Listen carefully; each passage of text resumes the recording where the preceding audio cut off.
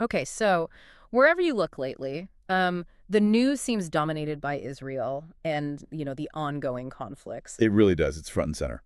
But we wanted to look beyond those headlines, beyond the sort of immediate geopolitical chess game, and ask what's actually happening with Israel's economy. Yeah, because there's this fascinating tension, isn't there? Exactly. On one side, you've got this immense economic pressure, multiple conflicts intensifying. Right.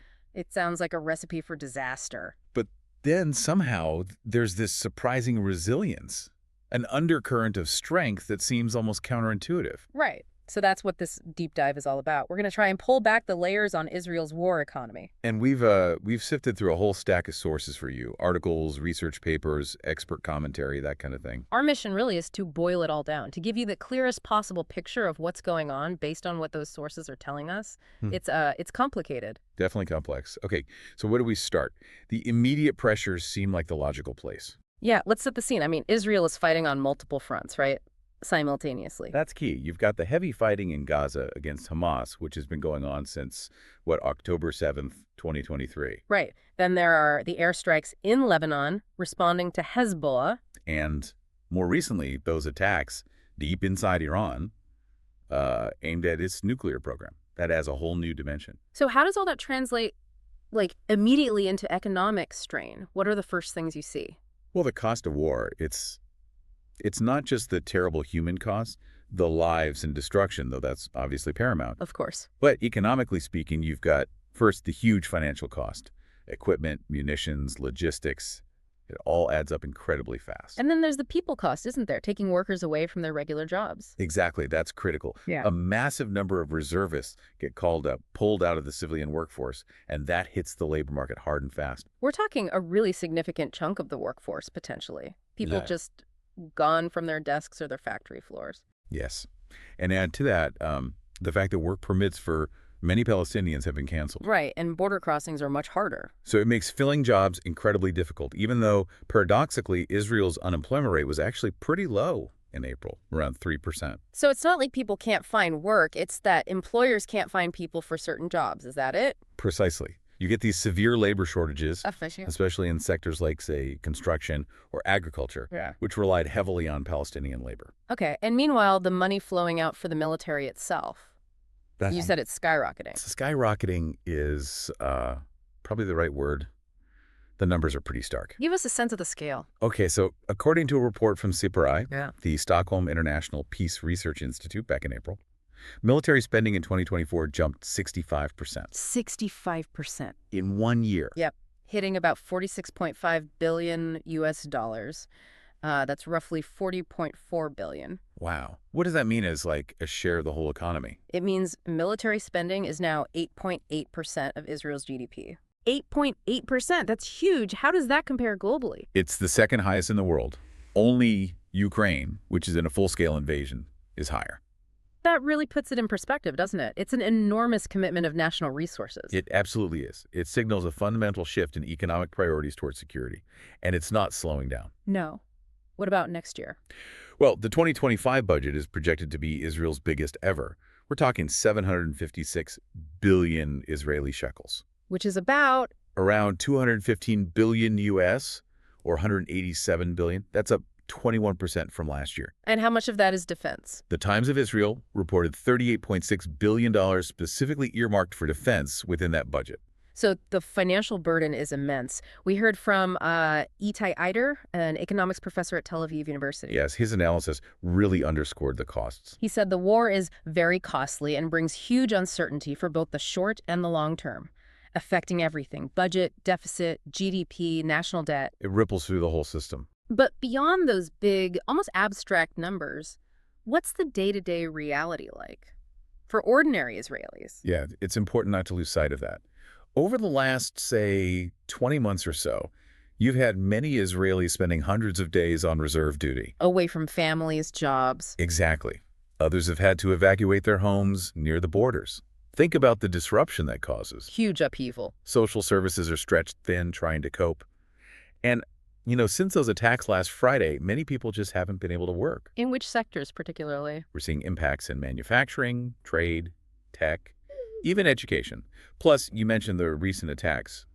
Commercial flights were stopped for a time. Right, and airspace closures across the Middle East. Yeah, all that adds friction. Makes it harder to move goods, harder for people involved in international business. It just layers on the difficulty. Okay, so hearing all the huge costs, the labor shortages, the daily disruptions, the travel issues, you'd think the economy must be, well, cratering.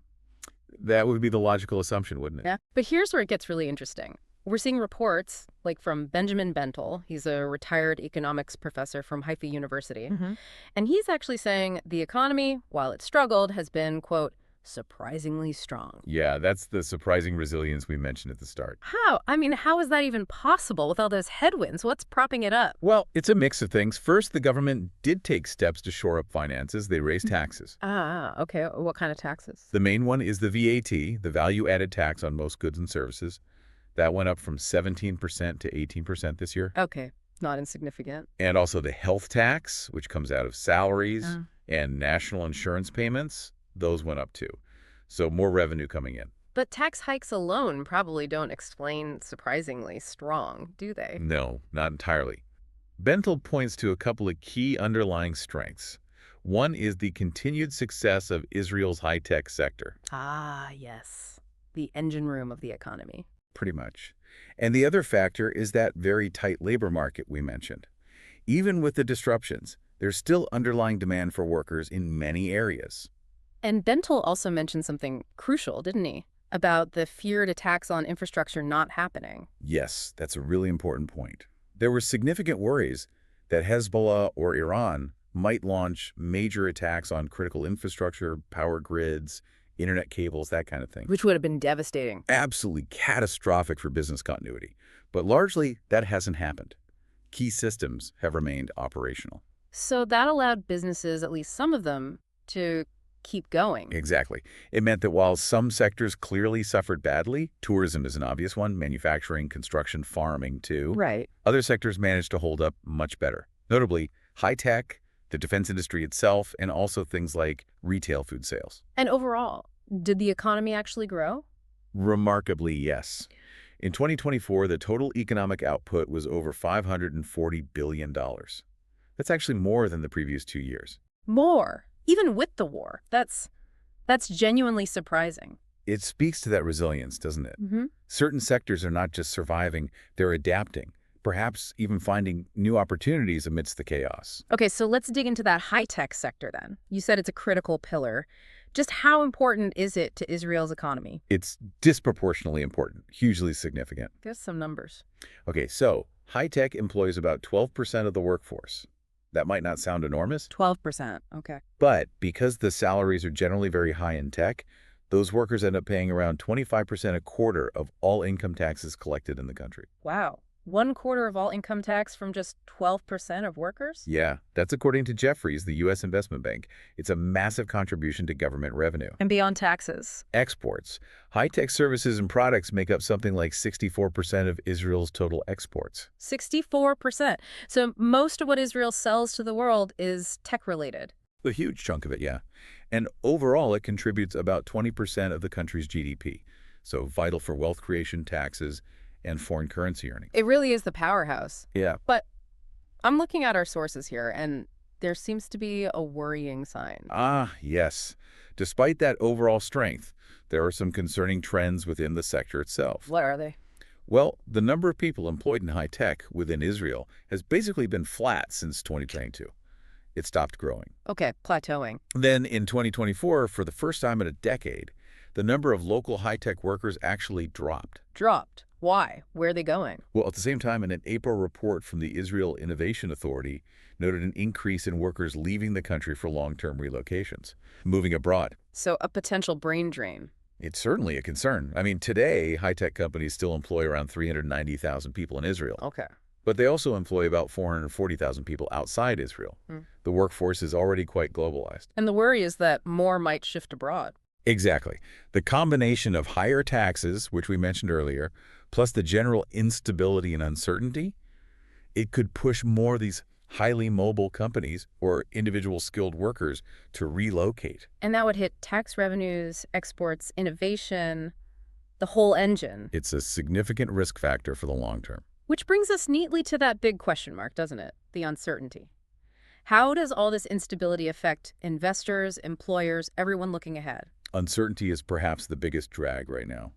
It makes planning incredibly difficult for businesses and individuals. What's the mood among investors specifically? Are they panicking, pulling out? Interestingly, Itai Atter, the professor we mentioned earlier, Yeah. he observes that if you look at the stock market and currency rates, investors actually seem, well, somewhat hopeful, surprisingly so. Why? The interpretation seems to be that they're perhaps betting on the current conflicts ending relatively soon, maybe expecting the Iran nuclear threat to be contained somehow, allowing the economy to bounce back. So a bet on a return to some kind of normality. It appears that way, yes. For investors, the short-term risks are clearly elevated, but the ultimate impact really hinges on how long these wars drag on and what the eventual outcome looks like. And Ader had a warning about that, didn't he? About a less optimistic scenario. He did. He warned about the possibility of getting stuck in a, quote, long war with Iran. In that case, In that scenario, he was pretty blunt. He said the economy is unlikely to grow. Growth would likely stall or worse. so the duration and outcome of the conflicts are paramount. Are there other major long-term challenges Ader flagged beyond the immediate wars? Yes, he pointed to a few fundamental issues. Firstly, the underlying security situation, especially the Israeli-Palestinian conflict, remains a constant challenge. Right, that hasn't gone away. No. Yeah. But he also highlighted internal factors within Israel, things like the deep social divisions and the controversy around the judicial overhaul, which raised concerns about the strength of democratic institutions.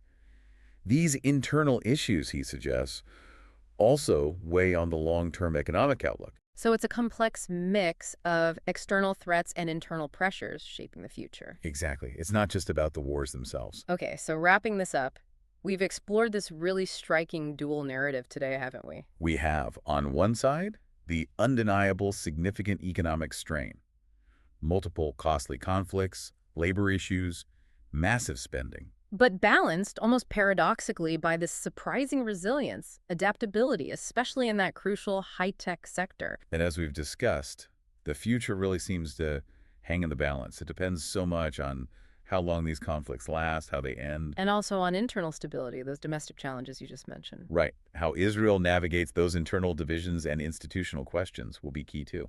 So that leaves